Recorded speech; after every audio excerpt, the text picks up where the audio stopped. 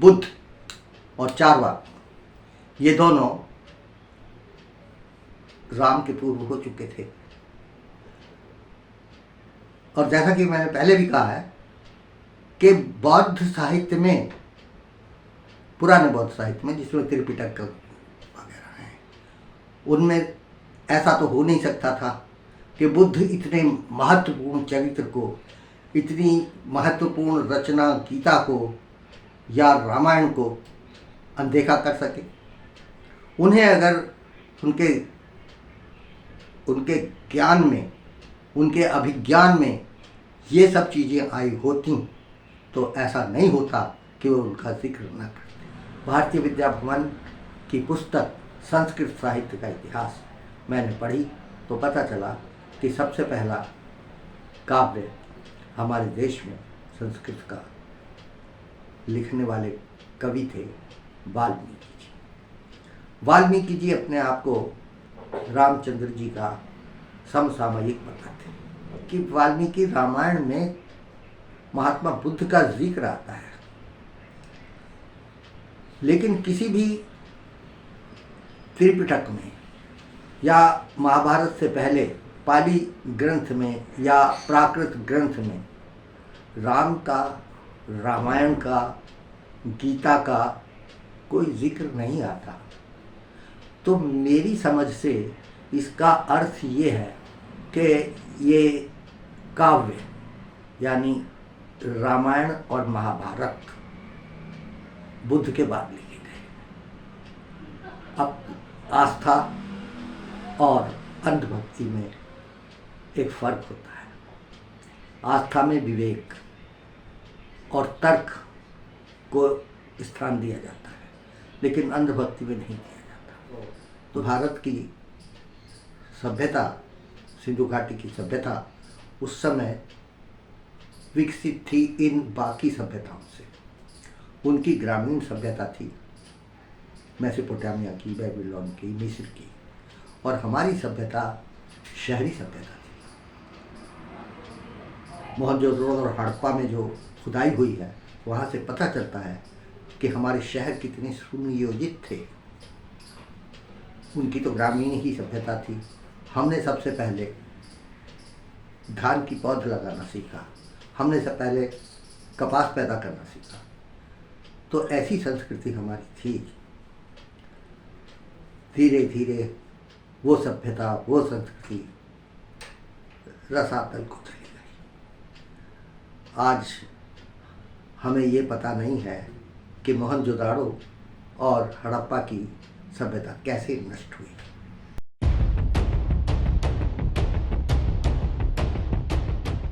अंबेडकर नामा के इस एपिसोड में 90 साल की दहलीज पर खड़ा मैं एक वरिष्ठ पत्रकार सीताराम खोड़ावाल आपके सामने प्रस्तुत कर रहा हूं कुछ ऐसी सूचनाएं जो कम ही लोग जानते हैं। वास्तव में मैंने उस समय पत्रकारिता की है जो समय भारतीय पत्रकारिता के इतिहास में बहुत ही कठिन समय था। आपातकाल लगा हुआ था। श्रीमती इंदिरा गांधी हर खबर को बड़े गौर से सुनती थी। शारदा प्रसाद जी उनके सूचना सलाहकार थे, एसवाई शारदा प्रसाद। मैं उस समय आकाशवाणी में संपादक का कार्य करता था। ऐसा समय था वह जब टेलीविज़न के ये जो मशरूम चैनल हैं ये शुरू ही नहीं हुए थे, और यहाँ तक कि दूरदर्शन समाचार भी मजाक में लोग कहा करते थे कि गाजियाबाद तक ही सुना जाता है। तो आकाशवाणी के समाचारों को बहुत महत्व दिया जाता था, और मैं साधारणतः राष्ट्रीय समाचार भी संपादित करता था। तो शायद मैं ही एकमात्र ऐसा संपादक था जिसके ऊपर सरकार की तरफ से कोई आपत्ति नहीं आई या जिसके ऊपर कोई कार्रवाई ना हुई हो। निलंबन तो उन दिनों खास बात नहीं थी, आम बात थी। अक्सर संपादकों को निलंबित कर दिया जाता था। तब भी और अब भी मैं निष्पक्ष और प्रामाणिक पत्रकारिता को अपना धर्म समझता हूँ। इसी संदर्भ में मैं आज एक ऐसे प्रसंग को छेड़ रहा हूँ, शायद ये आगे भी चले, जिसे बहुत कम लोग जानते होंगे। दरअसल भारत की संस्कृति इतनी पुरानी है कि मेसोपोटामिया, बेबीलोन जैसे संस्कृतियाँ जब अपने शैशव काल में थी, तो भारत की सभ्यता, सिंधु घाटी की सभ्यता उस समय विकसित थी इन बाकी सभ्यताओं से। उनकी ग्रामीण सभ्यता थी मेसोपोटामिया की, बेबीलोन की, मिस्र की, और हमारी सभ्यता शहरी सभ्यता थी। मोहनजोदड़ो और हड़प्पा में जो खुदाई हुई है, वहाँ से पता चलता है कि हमारे शहर कितने सुनियोजित थे। उनकी तो ग्रामीण ही सभ्यता थी। हमने सबसे पहले धान की पौध लगाना सीखा, हमने सबसे पहले कपास पैदा करना सीखा। तो ऐसी संस्कृति हमारी थी। धीरे धीरे वो सभ्यता, वो संस्कृति रसातल को चली गई। आज हमें ये पता नहीं है कि मोहनजोदाड़ो और हड़प्पा की सभ्यता कैसे नष्ट हुई। इसके बाद जो सभ्यता आई उसमें बुद्ध का काल ऐसा था जब हमने इतिहास लिखना और पढ़ना सीखा। बुद्ध से पहले हमारे यहाँ प्रशस्तियाँ तो कितनी भी लिखी जाती रही हैं, किंतु इतिहास को हम जानते नहीं थे।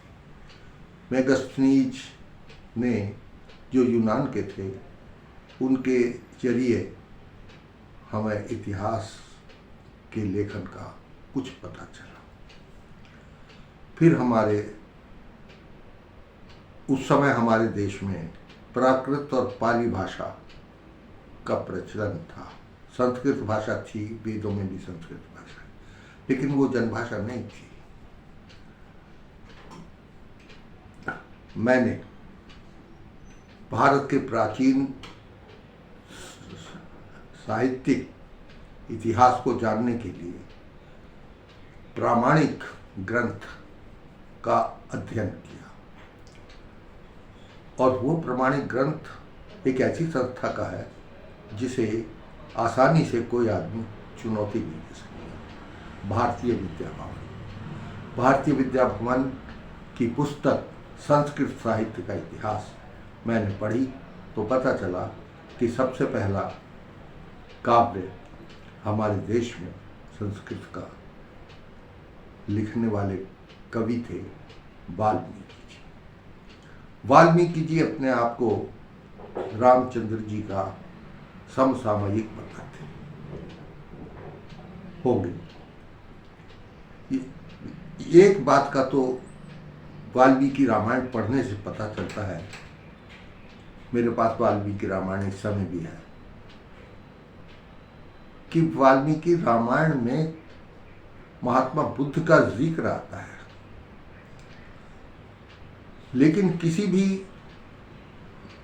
त्रिपिटक में या महाभारत से पहले पाली ग्रंथ में या प्राकृत ग्रंथ में राम का, रामायण का, गीता का कोई जिक्र नहीं आता, तो मेरी समझ से इसका अर्थ ये है कि ये काव्य यानी रामायण और महाभारत बुद्ध के बाद लिखे गए। अब आस्था और अंधभक्ति में एक फर्क होता है।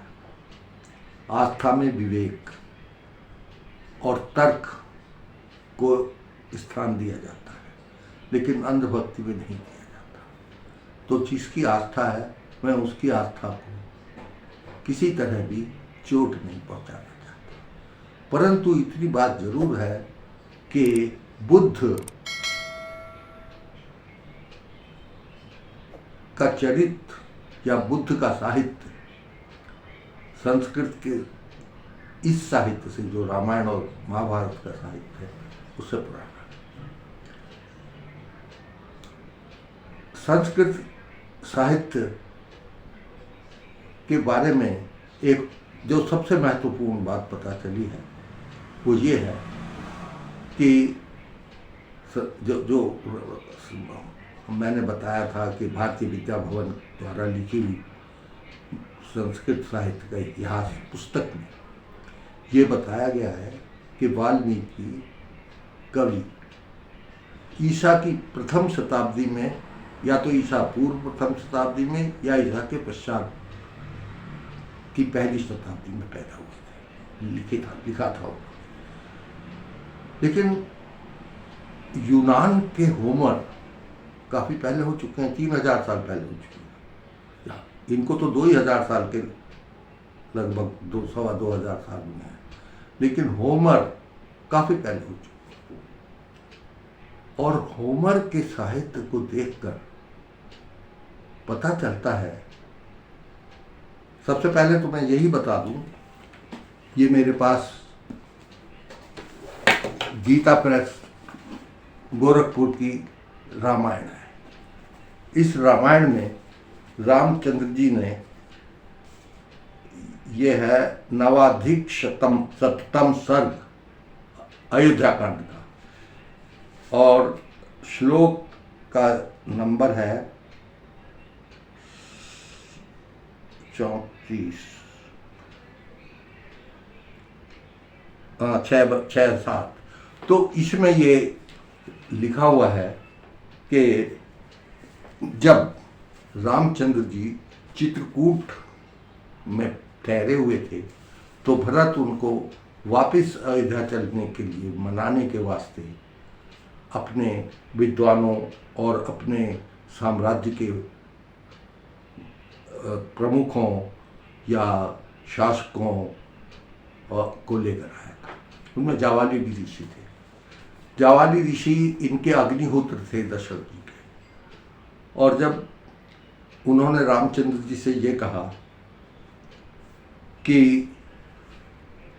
आप भावुकता में आकर अपने पिता के ऐसे वचन को मानने के लिए तैयार हो गए जिसमें कोई औचित्य नजर नहीं आता,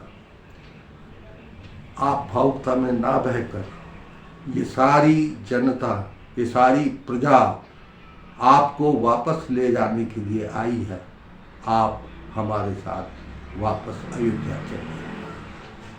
तो रामचंद्र जी ने जावाली ऋषि को डांटते हुए जो कहा, मैं उस श्लोक को हिंदी में ज्यों का त्यों पढ़ देता हूं। उन्होंने कहा,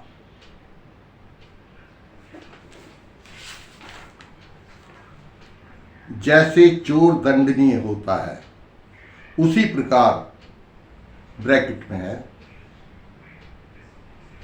वेद विरोधी, ब्रैकेट बंद, बुद्ध और नास्तिक, ब्रैकेट में है चार्वाक, को भी यही इसी कोटि में मानना चाहिए, अर्थात चोर की कोटि में। इसलिए प्रजा पर अनुग्रह करने के लिए राजा द्वारा जिस नास्तिक को दंड दिया जा सके, उसे तो चोर के समान दंड दिया जाए, परंतु जो आपके वश के बाहर हो उस नास्तिक के प्रति विद्वान ब्राह्मण भी कभी उन्मुख न हो, ऐसी